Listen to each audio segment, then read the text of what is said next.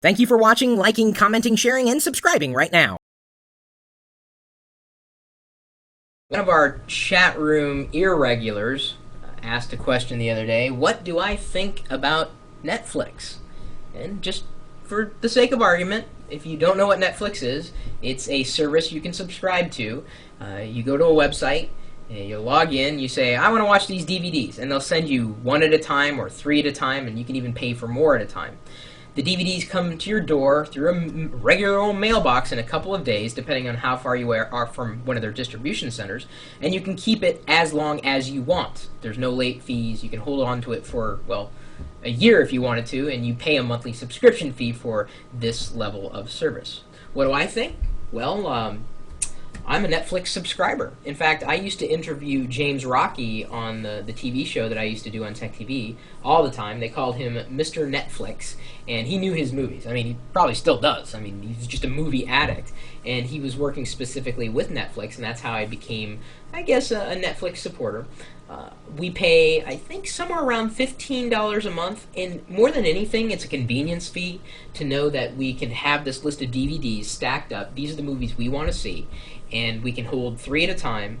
And the nice thing is that we're not beholden to some lame policy that says you have to return this before this weekend, and otherwise you're going to get charged out the wazoo. And that's happened to me before, and that's really what pushed me away from a lot of video rental stores. The days of the video rental store, I believe, they're not as numbered as people think. There are times that Ponzi wants to see something right now, and she will go down to the video store and pick it up and rent it for a couple of days.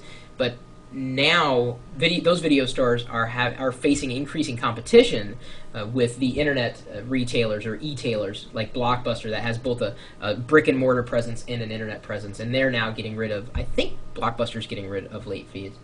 So I like the idea. It's just a matter of time before there are no DVDs in terms of distributing content. We're getting to that point now. We've talked about IPTV. We've talked about how Microsoft delivers an experience where you can download movies and TV shows directly to your Xbox. Of course, there's the internet. Some people put all their content online, pure and simple. There are certainly, I don't know so much movies. There are movie services, but they're largely tied into DRM strategies. But there are television networks that are putting their videos online, archives. The problem with television networks doing that right now, and this is kind of a tangent, is they only seem to do it for this long instead of permanently, which is it's mildly annoying. When I wanted to get into a season of, Heroes? Everyone was just going gaga over Heroes. I wanted to catch up. I went to the website, and unfortunately they didn't have all the archives online. I couldn't get to the very old beginning episodes. I'm like, well, then I'm not even going to begin to get started with it.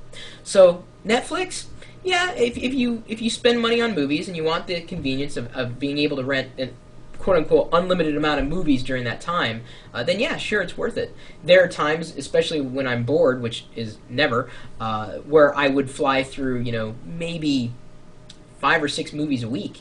And then, of course, I was caught up, and then I had to wait for movies to not suck again before I started renting.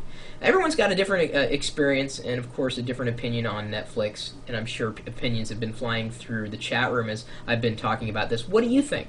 Are you a Netflix user? Do you like Netflix? Are there any other services out there like Netflix that you like more or less, and why?